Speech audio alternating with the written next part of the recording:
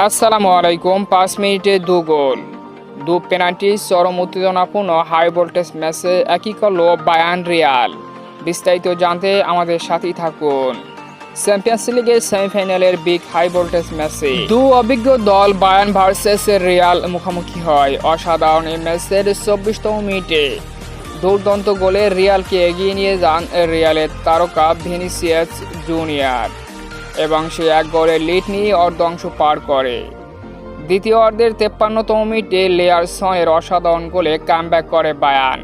এর 5 মিনিটের মাথায় 57তম মিনিটে হ্যারি কেইনের অসাধারণ পেনাল্টি গোলে 2-1 লিডে এগিয়ে যায় বায়ার্ন নিজেদের ঘরের মাঠে। তবে 83তম মিনিটে আবারও পেনাল্টি থেকে ভিনিসিয়াস জুনিয়র দুর্দান্ত এক গোল করে সমতায় ফেরান রিয়ালকে।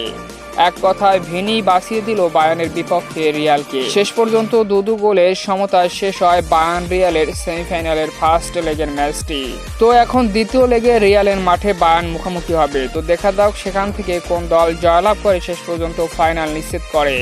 শুভকামনা রইল প্রত্যেক দলের জন্য।